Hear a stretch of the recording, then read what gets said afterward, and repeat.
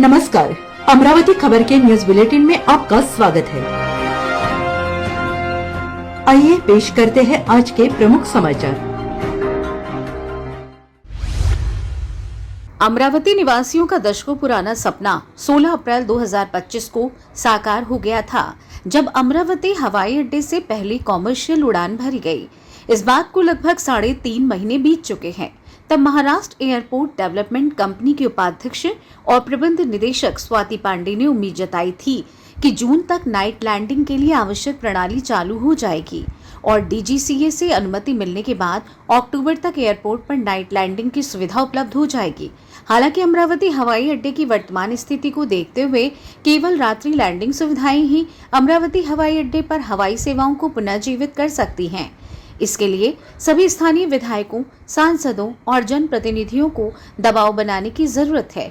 उल्लेखनीय है कि अमरावती हवाई अड्डे पर एयरलाइंस की उड़ानें शुरू हो गई हैं। इस एयरलाइन के पास 20 प्लेन हैं, लेकिन उनमें से केवल 5 ही सेवा में हैं। कंपनी को अपने सभी विमानों को सेवा में लगाने के लिए 30 इंजनों की आवश्यकता है। उन्होंने इसके लिए सरकार से धनराशि की मांग की है, लेकिन अभी तक कोई जवाब नहीं मिला, इसलिए इसका असर हवाई सेवाओं पर पड़ रहा है।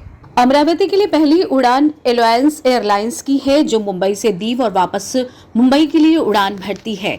इसके बाद वही विमान मुंबई से अमरावती के लिए रवाना होता है।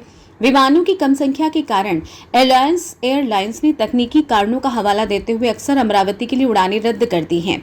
एक अन्य महत्वपूर्ण बात यह है कि अमरावती हवाई अड्डे पर रात्रि लैंडिंग की सुविधा उपलब्ध नहीं है, इसलिए मुंबई से अमरावती के लिए उड़ानें अक्सर बारिश के मौसम में बादल छाए रहने के कारण रद्द कर दी जाती हैं, क्योंकि सूरज डूब जाता है और विमानों को उड़ान भरने की अनुमति नहीं होती है। महाराष्ट्र एयरपोर्ट डेवलपमेंट कंपनी के उपाध्यक्ष एवं प्रबंध निदेशक स्वाति पांडे ने उद्घाटन समारोह के दौरान उम्मीद जताई थी कि अक्टूबर तक अमरावती एयरपोर्ट पर नाइट लैंडिंग की सुविधा शुरू हो जाएगी।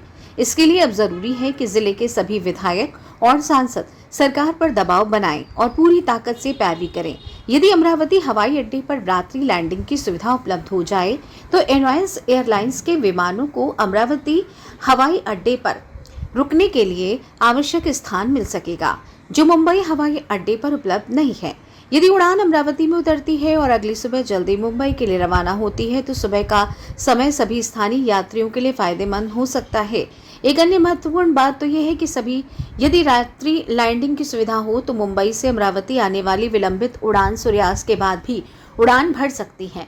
तीसरी महत्वपूर्ण बात यह है कि नाइट लैंडिंग की सुविधा शुरू होने पर एयर इंडिया सहित अन्य विमानन कंपनियां भी अमरावती एयरपोर्ट से भविष्य में सूरत, अहमदाबाद सहित अन्यत्र विमान फेरी शुरू करने पर विचार कर सकती हैं।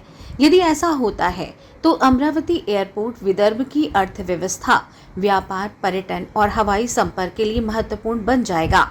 उड़ान योजना के तहत महाराष्ट्र एयरपोर्ट डेवलपमेंट कंपनी द्वारा विकसित यह हवाई उड़ान केवल एक बुनियादी सुविधा होगी, बल्कि उद्योग, व्यापार और यात्रियों के लिए एक स्वर्णिम प्रवेश द्वार भी होगा, जो पूरे क्षेत्र के लिए प्रगति के नए द्वार खोलेगा।